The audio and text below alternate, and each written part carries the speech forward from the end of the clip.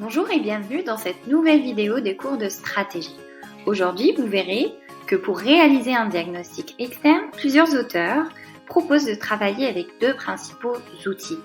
Le modèle Pestel, que vous connaissez au préalable, et les 5 forces de porteur.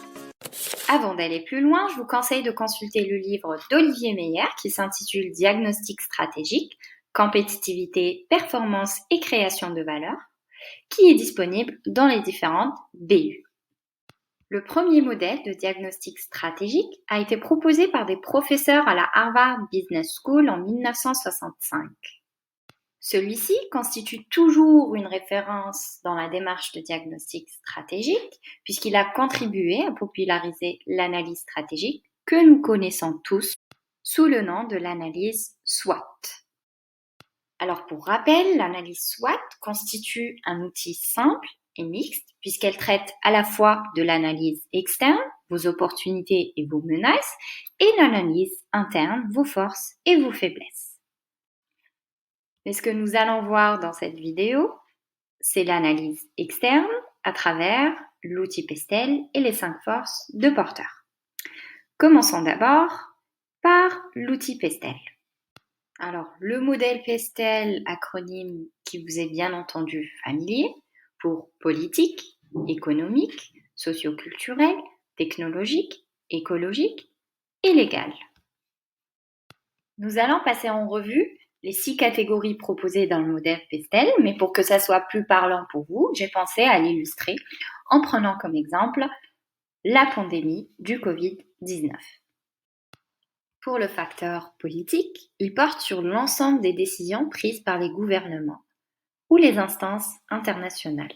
Ces décisions vont fixer les règles du jeu et par conséquent influencer l'activité dans un secteur donné. La décision du gouvernement de refermer tous les bars et restaurants depuis le 12 novembre impactera considérablement le secteur de la restauration. Notamment puisque beaucoup d'emplois ont été supprimés, l'activité de livraison a été vitale mais non suffisante pour combler le déficit perdu par les invendus, et la décision de fermer ces commerces constitue donc une menace pour le secteur de la restauration.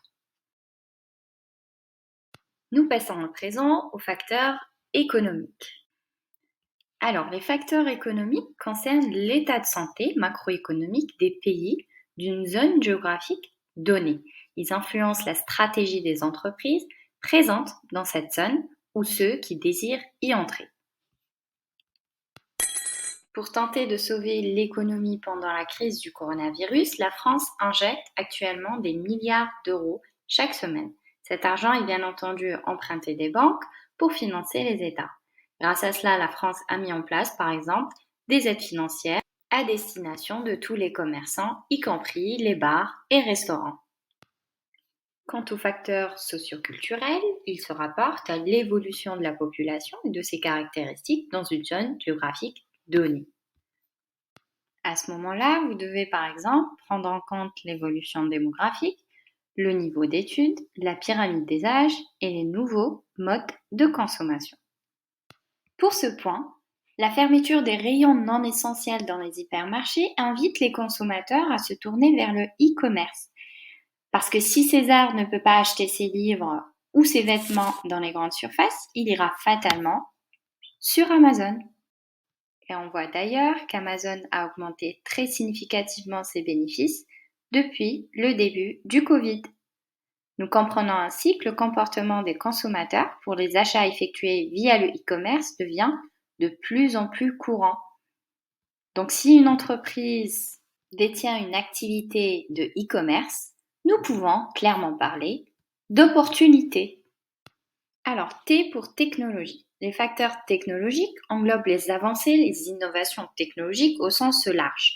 Et dans la même logique des points précédents, ces facteurs influencent l'activité des entreprises. Il s'agit par exemple du pourcentage accordé aux dépenses de la R&D, les investissements dans la technologie et les nouvelles découvertes. Le fait qu'il n'y ait pas beaucoup d'outils technologiques qui favorisent le travail collaboratif constitue une opportunité pour Microsoft, qui a vu ses parts de marché augmenter de 15% en mars 2020 grâce à l'outil Teams. Alors, le cinquième facteur, c'est le facteur environnemental ou écologique, c'est-à-dire les préoccupations écologiques sur une zone géographique donnée. Ces derniers ils peuvent assurément affecter l'activité de l'entreprise, qu'il s'agisse par exemple de réglementation en faveur de l'environnement ou des contraintes écologiques imposées, des lois sur le traitement des déchets ou encore la consommation d'énergie renouvelable. Alors, le dernier facteur, c'est le facteur législatif. Il traite de l'évolution des cadres législatifs dans une zone géographique donnée. Cela concerne par exemple des variables comme des accès restreints à certains marchés, le droit au travail, le droit du commerce, la législation sur la santé et les normes de sécurité.